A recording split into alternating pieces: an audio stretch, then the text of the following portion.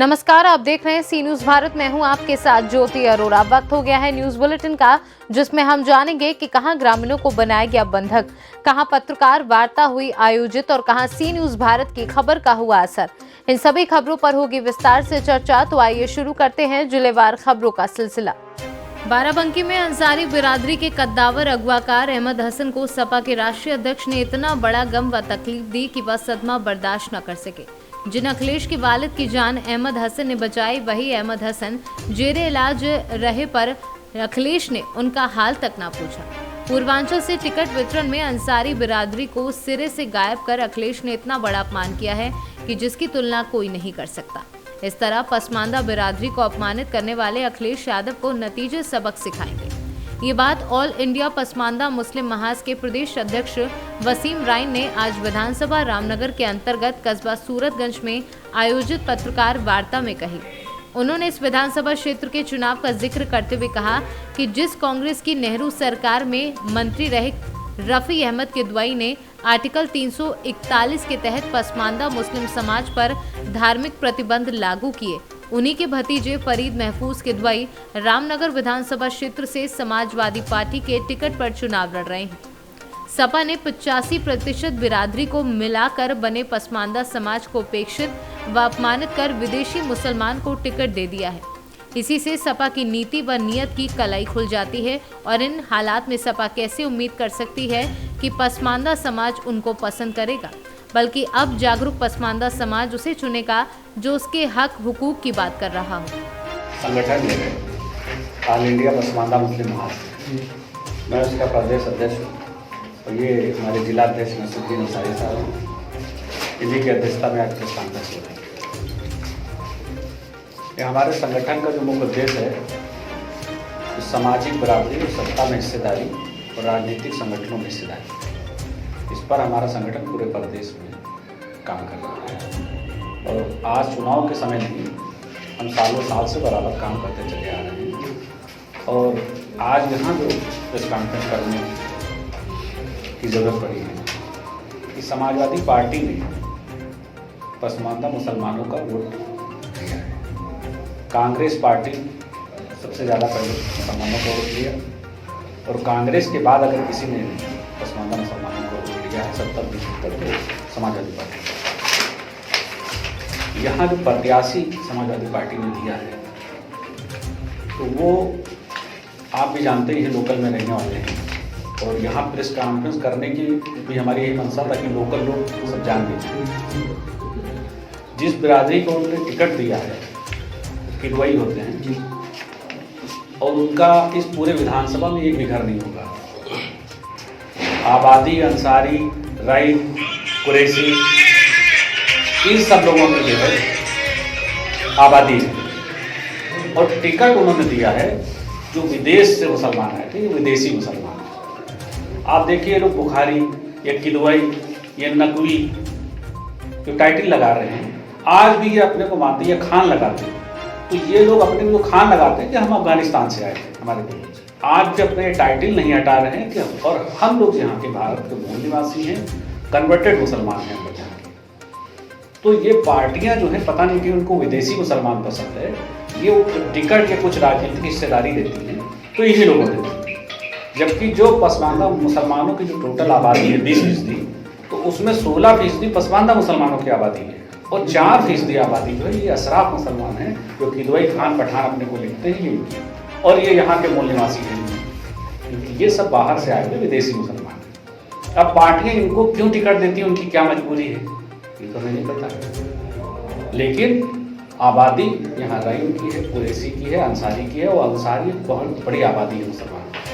उन सबको नज़रअंदाज करके और एक विदेश से आए हुए मुसलमान को टिकट दे दिया उन्होंने। तो शायद समाजवादी पार्टी की कोई मजबूरी वो टिकट देना, लेकिन पसमानदा मुसलमानों की कोई मजबूरी वोट देना नहीं है।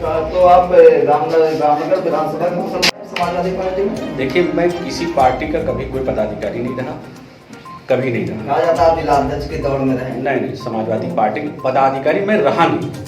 मैं कभी, जैसे मान लीजिए किसी पार्टी का समर्थन में मैंने बात की, लेकिन मैं किसी पार्टी का कभी कोई पदाधिकारी नहीं रहा और ना पार्टी में, ना मैं कोई टिकटार्थी हूँ, ना मेरा कोई संगठन का कोई बनेगा, हम लोग कुछ बनना नहीं चाहते हैं, लेकिन हम ये चाहते हैं हमारे समाज के लोग बने। तो इस समय आप चुनावी माहौल है, पसमानदा मुसलमानों को क्या आप कुछ विकल्प बताएं? देखिए, समाजवादी पार्टी मान लीजिए, उन्होंने उनकी मजबूरी थी, उन्होंने विदेशी मुसलमान को टिकट दे दी, लेकिन पसमानदा मुसलमानों की कोई मजबूरी नहीं है कि उन्होंने विदेशी मुसलमान दे दिया तो उसको वोट भी देना है। तो हमारे रास्ते खुले हैं, हम दूसरे को दे सकते हैं। अगर हम किसी को नहीं तो हम नोटा दबा सकते हैं, हम बसपा को दे सकते हैं, एआईयू को दे सकते हैं, जिसको जी चाहे। हम किसी को वोट दिलाने के लिए नहीं आए, लेकिन जो लोग हमारा वोट लेते चले आ रहे हैं, हमें हिस्सेदारी नहीं दे रहे हैं, उनसे जरूर हमें शिकायत है। तो हिस्सेदारी की बात आप भी कर रहे हैं, MIM असद साहब भी करते हैं यही बात। कितना लगातार मुसलमानों की बात उठा रहे हैं भाई, ओवैसी साहब उठा रहे हैं। देखिए, ओवैसी साहब को भी आप देख लीजिए, उनका जो टिकट का बंटवारा है वो भी बैकवर्ड मुसलमानों को टिकट नहीं दिए। उनके प्रदेश अध्यक्ष अशराफ मुसलमान है। तो बात तो कर रहे हैं, लेकिन दे वो भी कुछ नहीं रहे हैं। बात तो भी कर, सबसे बड़ा यही सवाल है, तो बात तो करना है, अलग चीज। मुसलमान किसे वोट, ऐसा नहीं बहन जी को क्या पसमानदा मुसलमानों ने सपोर्ट नहीं किया? पसमानदा मुसलमानों के सहयोग से बहन जी ने सरकार बनाई, लेकिन विधान परिषद आज तक किसी पसमानदा मुसलमान को उन्होंने नहीं भेजा है। तो 27 फरवरी के लिए कुछ संदेश दे दीजिए, कहाँ जाएंगे? हम तो यही कहने के लिए आए हैं कि पसमानदा मुसलमानों अब जग जाओ, कहाँ तक इस्तेमाल होगा। किसी के हराने के चक्कर में मत पड़ो कि हम भाजपा को हराने के लिए इनको जिताएंगे। आपको जहाँ हिस्सेदारी मिले वहाँ वोट करिए, जहाँ आपका फायदा हो।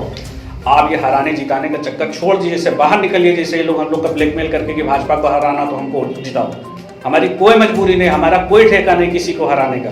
भारतीय जनता पार्टी जैसे है वैसे ये है, सारी पार्टियां की तरह। जानना चाहेंगे ना कहाँ जाएं आखिर किसी नहीं, हम अगर किसी के पक्ष की तो हम किसी पार्टी के लिए ऐलान नहीं कर सकते हैं कि फला पार्टी को हम सपोर्ट करेंगे। वो पसमानदा मुसलमानों का अपना अधिकार है, उनको वोट देने का, वो दें जहाँ जिसको बेहतर समझे वहाँ उसको वोट दें। हम किसी के लिए दिलाने के लिए वोट नहीं है, लेकिन ये जरूर कहना है कि जो हमारा अब तक वोट लेते चले आ रहे हैं, जो नाइंसाफी उन्होंने की, समाजवादी पार्टी और कांग्रेस टारगेट पे है। नहीं, टारगेट तो हम सबको करते हैं। और भारतीय जनता पार्टी जिसे कहते हैं, भारतीय जनता पार्टी सवाल नहीं, क्योंकि उनको हम वोट नहीं दिए। अगर 5-7% अगर मुसलमानों ने उनको वोट दिया भी है तो 3-3 लोगों ने आयोग का अध्यक्ष बना दिए और भी अपने संगठनों में जगह दी जहां हम लोगों ने वोट नहीं किया। कल का आप बयान देख लीजिए, जो है आपके डिप्टी सीएम का, जो पसमानदा मुसलमानों के बारे में उन्होंने बयान दिया। पसमानदा समाज की हिस्सेदारी की आप बात कर रहे हैं। बाराबंकी से सीनू संवाददाता मोहम्मद जैद की रिपोर्ट। फतेहपुर जिले में 6 विधानसभा चुनाव 23 फरवरी चौथे चरण में मतदान होगा, जिसमें 6 विधायक के पद को ग्रहण करेंगे, जिन पर विजय का सरताज होगा। जिसमें कांग्रेस पार्टी का दावा है कि 4 विधायक कांग्रेस पार्टी के होंगे, जिसमें खागा विधानसभा में कांग्रेस पार्टी के जुझारू नेता ओम प्रकाश जुकेहार को भारी मतों से विजय होना बिल्कुल सुनिश्चित है। हो सकता है 30 सिंह को विधानसभा बने और इसमें कांग्रेस पार्टी है जो सरकार बनाने की भूमिका में रहे, ऐसा हमें लग रहा है। मुख्यमंत्री कौन रहेगा? मुख्यमंत्री तो जब आने के बाद में अपने आप तय हो जाता है। मुख्यमंत्री जब सत्ता आएगी और जिन जिन पार्टियों का जैसा भी समर्थन आएगा उसके अनुसार अपना मुख्यमंत्री तय हो जाएगा। लेकिन ये हम कह सकते हैं कि कांग्रेस की बहुत बड़ी भूमिका होगी इस सरकार बनाने में। फतेहपुर से कितनी सीटें जीत रहे हैं?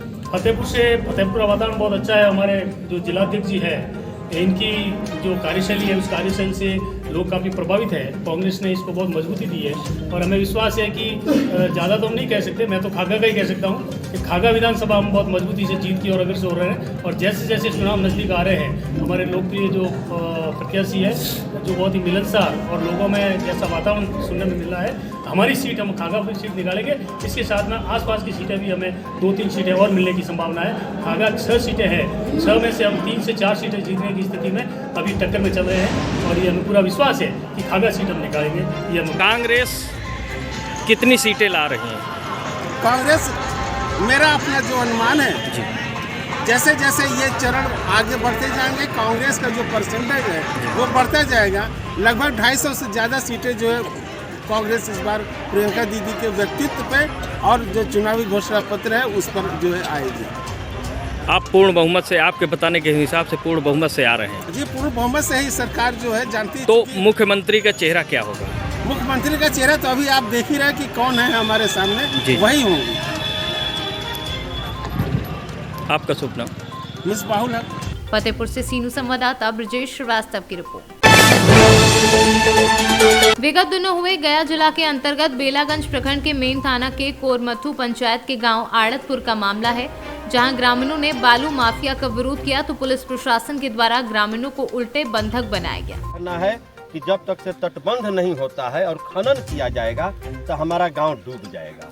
प्रशासन और शासन इस पर सुनने के बजाय लाठी और गोली से गांव को रोकने का काम किया है और यहाँ की निर्दोष महिलाओं को, बच्चियों को जेल भेजा है। हम इसका विरोध करते हैं और इसके लिए पूरी तरह हम नीतीश सरकार को दोषी ठहराते हैं और हम लोग इसके खिलाफ, इस घटना के खिलाफ और इस गांव के लोगों का साथ लेकर के जहां तक लड़ाई लड़ना होगा हम लोग संकल्पबद्ध हैं। सर, आप तो पुलिस विभाग में भी रह चुके हैं, आप हाँ। पुलिस विभाग के नजरिए से कैसे देखते हैं इसको? देखिए, क्योंकि ये पुलिस विभाग के ही नज़रिए से नहीं, जनता के नज़रिए से देखना होगा। हम पुलिस में रहते हुए भी अपने आप को जो है समाज से कभी अलग नहीं समझे।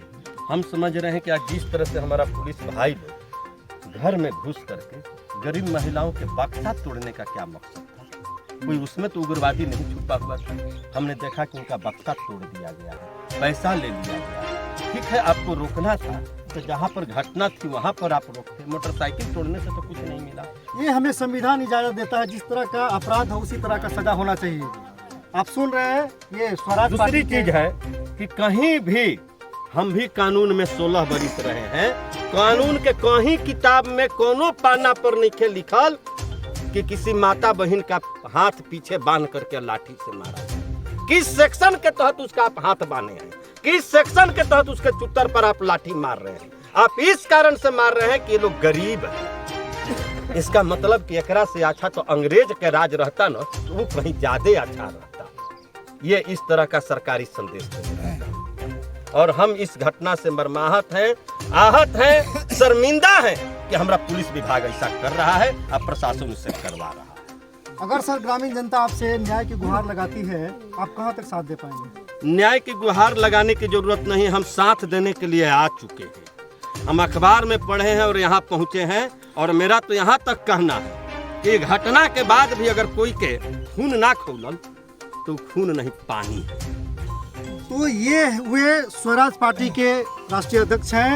इनका कहना है कि इस घटना को देख करके जो है, जिस मनुष्य को शरीर का खून जो है नहीं खोला, वो खून नहीं पानी है। गया से सीनू संवाददाता अशोक शर्मा की रिपोर्ट। आलमनगर थाना परिसर में शनिवार के दिन जनता दरबार लगाकर 2 मामलों का निष्पादन किया गया। मधेपुरा जिला के आलमनगर थाना परिसर में 4 पुराना और 1 नया आवेदन मिलने से कुल 5 मामलों में से 4 मामलों पर सुनवाई की गई, जिसमें 2 मामलों को आपसी रजामंदी से निष्पादन किया गया। निष्पादित मामला आलमनगर और मदेली दियारा का बताया जा रहा है। 3 मामले लंबित बताए गए हैं, जिसे अगले शनिवार को सुनवाई की जाएगी। मधेपुरा से सीनू संवाददाता रंजीत की रिपोर्ट। संभल में सी न्यूज भारत की खबर का असर हुआ है। नोडल अधिकारी ने अस्पताल को सीज किया है। नोडल अधिकारी डॉक्टर विकास यादव ने गवा में रीना हॉस्पिटल को सील कर दिया है। 17 फरवरी की रात को सिंगोली की एक महिला की डिलीवरी के दौरान अस्पताल में मौत हो गई थी। बता दें, सिंगोली पूर्वी निवासी अपनी पत्नी को डिलीवरी के लिए रीना ट्रामा सेंटर में लेकर गवा पहुंचे थे, जहां डॉक्टर ने बिना बताए ही महिला का ऑपरेशन कर दिया और महिला की मौके पर मौत हो गई। परिवार को गुमराह करने के लिए डॉक्टर अपनी ही गाड़ी में डालकर किसी अन्य स्थान पर ले चल पड़ा। जब परिजनों ने पूछा कि कहां लेकर जा रहे हो, तो उसने कहा कि इसकी हालत गंभीर है, जबकि उसकी मृत्यु पहले ही ऑपरेशन के दौरान हॉस्पिटल में हो चुकी थी। जी डॉक्टर साहब, स्वास्थ्य विभाग की ओर से गवा में काफ़ी कार्रवाइयाँ की गई हैं, थोड़ा जानकारी देना चाहिए। हमें 2 दिन पहले शिकायत मिली थी कि एक रीना नर्सिंग होम में, जैसे आप देख रहे हैं, उस पर एक गर्भवती महिला की मौत हो गई थी और पहले भी 24 अगस्त को इस पर मुकदमा दर्ज था। उसके बाद भी इसने अपनी सील तोड़ के गलत तरीके से इसने अपना प्रैक्टिस करा था। आज हमने उसको सील कर दिया है। उसके साथ साथ सीमा मेमोरियल पड़ता है आपकी हरी बाबा बांध रोड पर, हमने उसको भी सील किया है। साथ में एक हमारा बच्चा है, बच्चा केंद्र है, हमने 3 सील किए हैं आज। आप जैसे ये सील किया गया डॉक्टर साहब, इस पर जैसे कल को ये सील तोड़ लेता है, क्योंकि ये पहले भी दबंग डॉक्टर है, पहले भी तोड़ चुका है, तो क्या कार्रवाई? देखिए, पहले तो कार्रवाई हमारी तो ये रहेगी, पहले इसमें मुकदमा हम आज पंजीकृत कराएंगे आज ही, और उसके बाद जो है इस पर कार्रवाई ये भी चलेगी कि इन्होंने किस परमिशन से, किसकी परमिशन सील तोड़ी। संभल से सीनू संवाददाता जगतपाल सिंह की रिपोर्ट। इस बुलेटिन में फिलहाल के लिए इतना ही। देश और दुनिया की तमाम बड़ी खबरों के लिए आप देखते रहिए सी न्यूज भारत।